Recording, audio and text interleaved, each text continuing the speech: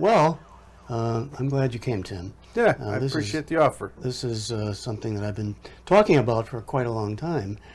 So I have an opening statement to read.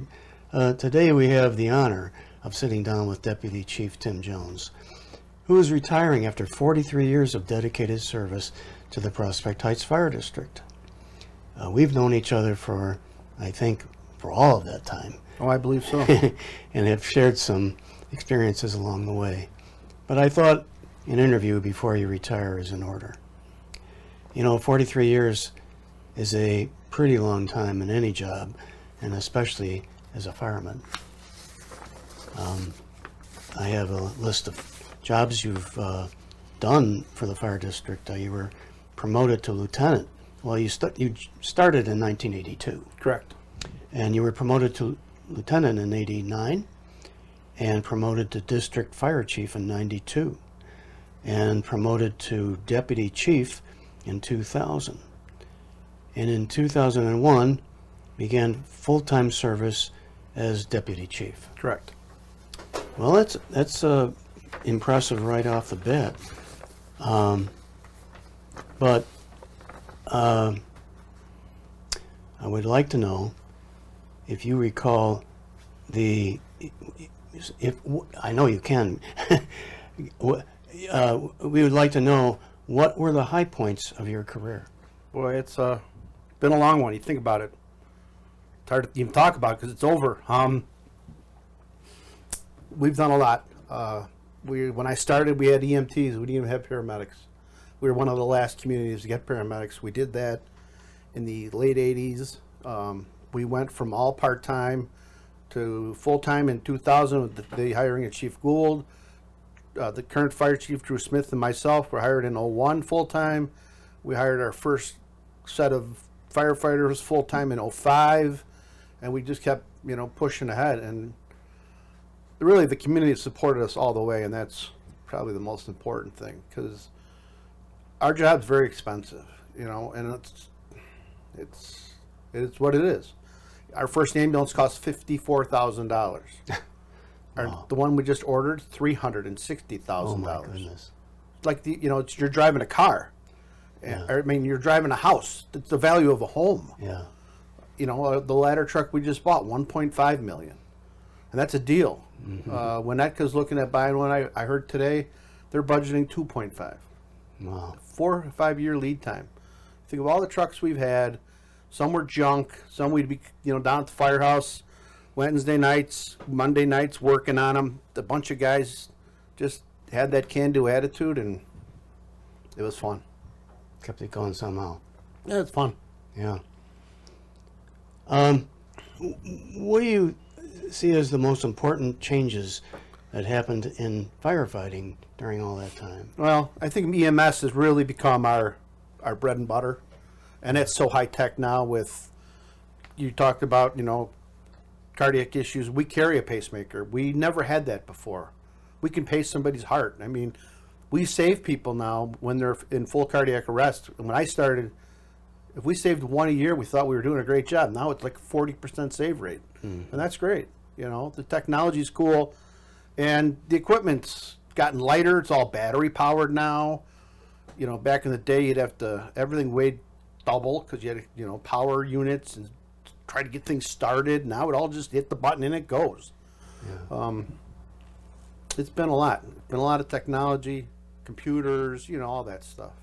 We used to fill out ambulance reports on paper. Now it's touchpad. Mm-hmm. And we upload it to the hospital, and it goes to the cloud, and we don't have any paper. Yeah. So it's pretty interesting. A lot of change. I'll say, well, that's the time for that to happen. Right. Because prior to that, it was all, like you said, all paper, and it was just a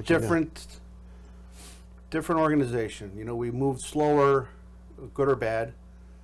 Things were slower paced. Now everything's instantaneous. Communications, right there. Everybody's got a cell phone now. Yeah. Something doesn't work out well, somebody's got it on video. Right. It's just part of the game. Right. It's part of the challenge, I guess. Yeah, it is a challenge. Well, I think this other question, my next question, is redundant. It's, have you how have you seen the Prospect Heights Fire District change during your years of service? Well, I started in '82. We only covered west of Wolf. East of Wolf was the Wheeling Rural Fire District, covered by contract to the village of Wheeling. And if you recall, when we had those floods in the '80s, '90s, Early 80s you and know, 90s, yeah. there wasn't enough resources to go around. Wheeling was hammered too. I mean, everybody was hammered, and our east side used to take a real beating. So we, our guys jumped in, and kudos to them. I remember one guy called in sick from his real job because he was a volunteer, and there he is on the news. And his boss was, kind of understanding, I guess, But Yeah. now, I can't recall the year, but we cover the whole city except for Mandel Lane, and we're proud to do it. We have 2 stations now, which we never had. Yeah. So it's been a lot of changes. A lot of growth. Right. Yep. That's good. Yeah, I've noticed it too. Of course, I've lived here for 40 some years, and Right. so I've noticed all those kinds of changes. When I interviewed Chief Gould when he retired, we talked about water, and especially fire hydrants, as a huge asset in fighting fires. Are they virtually a necessity, or are they just a convenience, saving manpower, or a cost-saving feature? Well, the issue is with our younger complement of members. It takes a long time to be proficient at driving some of these large vehicles, and if we got to haul the water with us, we have to have somebody to drive that truck too. And I'm not downplaying the EMS side of things, but an ambulance call in Arlington Heights and an ambulance call in Prospect Heights, they're the same SOPs, the same procedures. They're all dictated by the hospital. The ambulances could be laid out a little different, but the hospital dictates pretty much all of it. So we could, if we had a part-time member who wanted to work and he's an Arlington Heights guy, he fits right in. But if he doesn't understand tanker operations, because Arlington doesn't need to draft anywhere. No. We don't draft as much as we used to, because we've become better at stealing water from our neighbors with long hose lays Yeah. that are very labor intensive. It takes people to set all that up. But knock on wood, we've never had a sprinkler activation in town. Since '07, we've required sprinklers, and maybe that helps a little. But these houses are getting older, so. And bigger. Yeah, and they're bigger, and everything in them is poly something, plastic this, plastic that. It's not wool and cotton like it used to be, and it's liquid gasoline. So, yeah, I think water is important. We just work around it. Yeah. We drag over almost 5,000 gallons with us if we have the right drivers, because our ambulance guys are saddled with driving the tanker.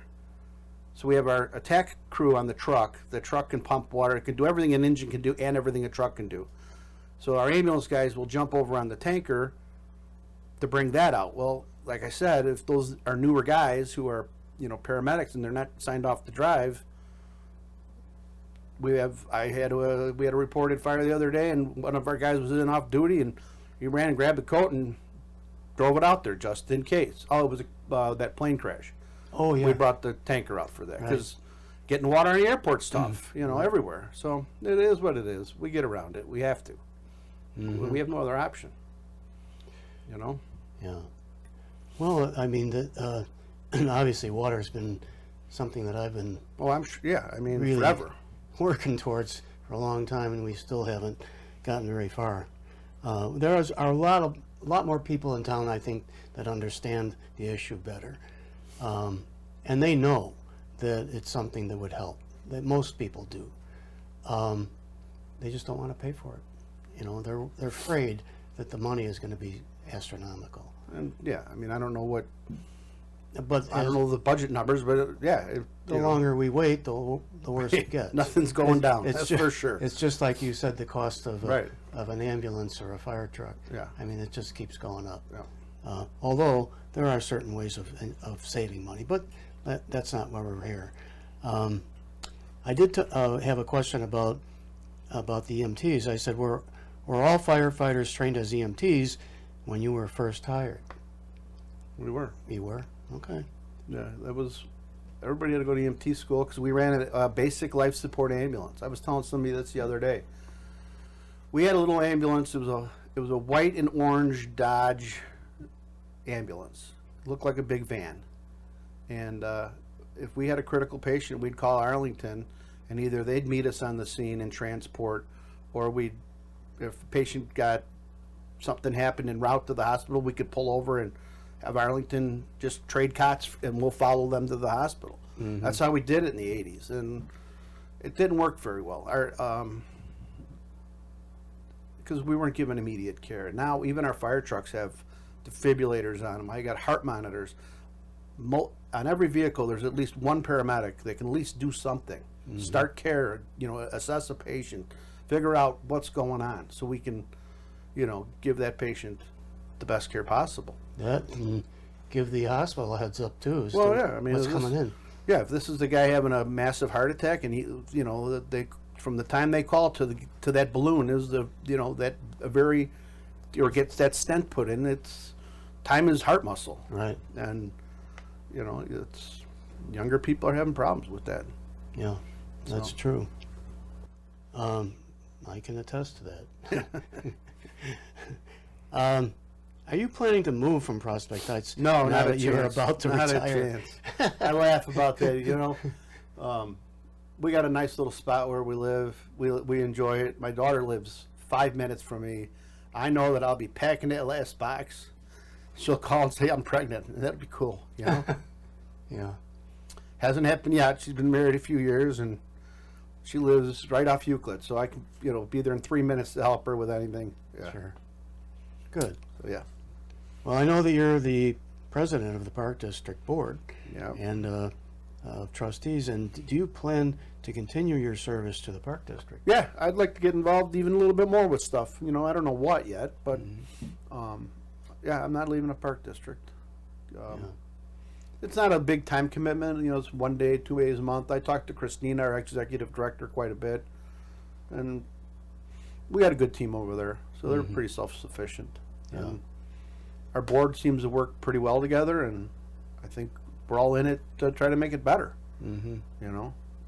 Well, it's not like other boards that you hear about that have a way different views of what the I think everybody should be doing. Yeah, everybody respects each other's opinion, but we got some big challenges even at the Park District. The Maraba Center is getting old. Yeah, and we're not keeping up with the needs of the community. An indoor walking path would be huge for a senior. Right. We do very well with young, and we do very well with activities directed at our active seniors. We lose the 14 to 15 to 30-year-olds. It's just because there's fitness centers everywhere. Yeah. Right. It's just we don't have the facility big enough to an extra basketball court would be huge. Pickleball indoor would be huge. Yeah. That's I hear more about pickleball right now than because unfortunately we had to shut down some courts behind the Maraba Center because they're not safe. They just keep cracking. Oh really? That concrete, the asphalt just keeps heaving, and we had a person fall and because they tripped over a gap, and we just keep sinking money into it, and it's getting old. It's just we got to come up with a better solution. Yeah, right. It's all part of it, I guess. What advice would you give to the next generation of firefighters? Wow. It probably, I have a hard time connecting with young firemen because I grew up in a completely different way. We all did, and that's great. They are more in tune. They are more connected. They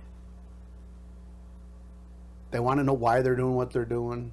Where we were, my dad, just do that. Why do I got to do that? Because I said so, right? Yeah. They're engaged, and we got some good momentum now. We have some younger guys. Unfortunately, we've lost some experience, you know.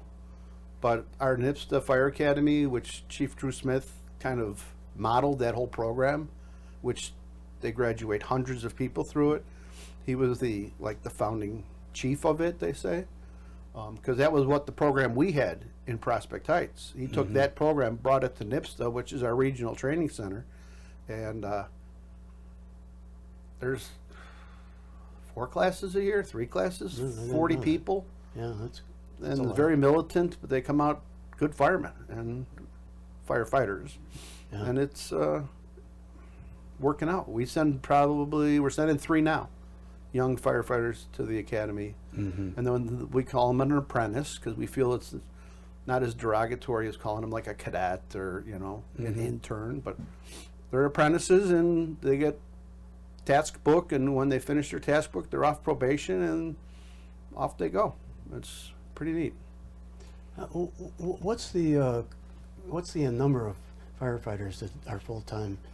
20. 20. Yeah, we have 20. So it's Chief and I. Well, we promoted Kelly Kosman to deputy chief the first of the year, so he's been with me, shadowing or working together on everything that's popped up over the year.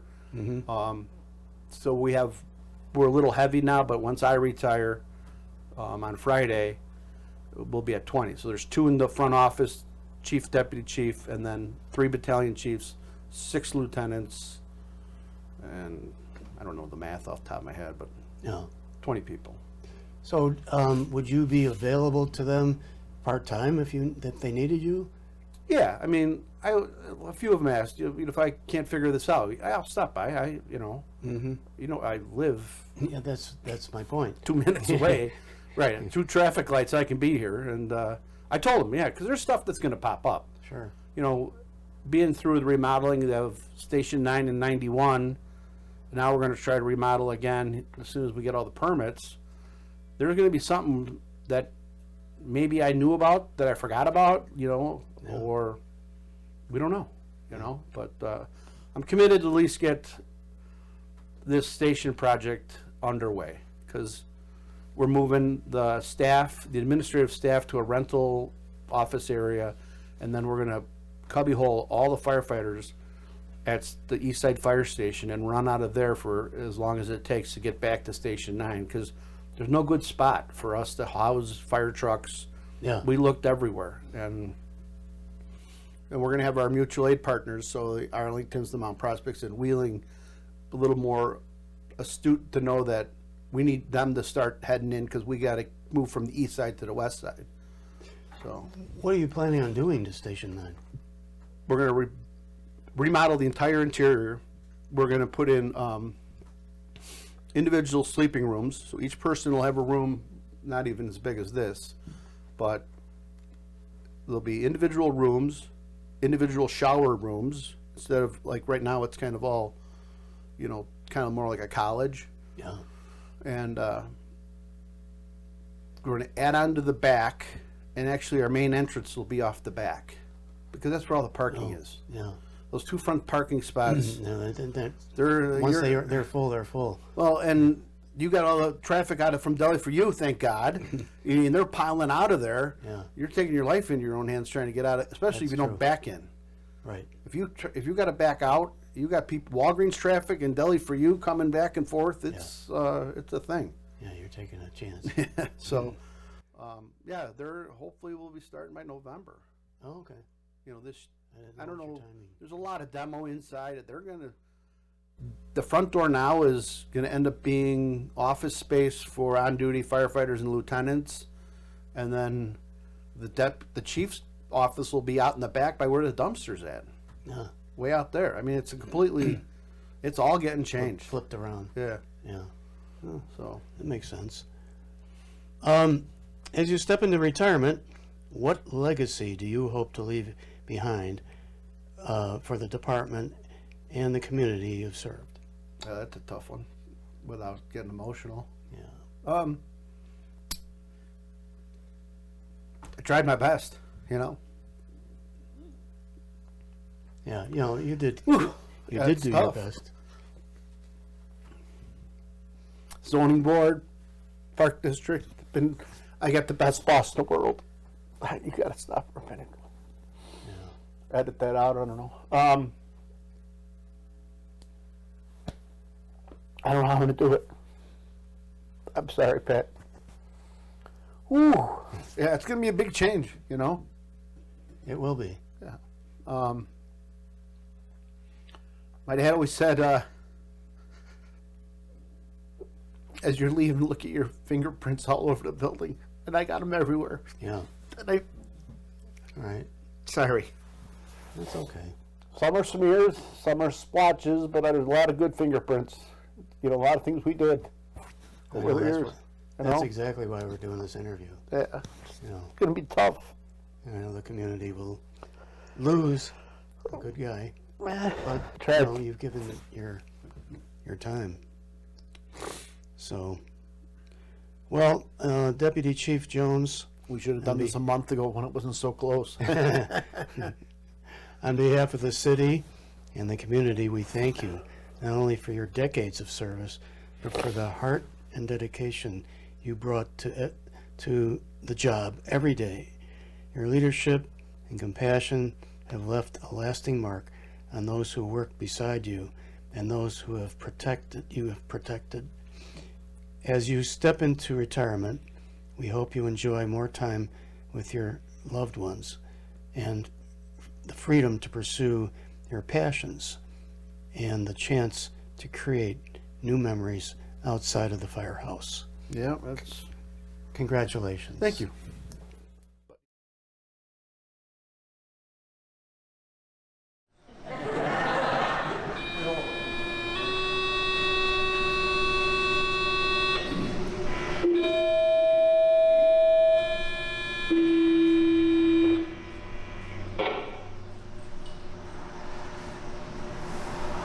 Today marks the end of Deputy Chief Tim Jones' 43 years of dedicated service to the Prospect Heights Fire Protection District. In 1982, Tim joined as a cadet and became a firefighter the next year. In 1989, he was promoted to lieutenant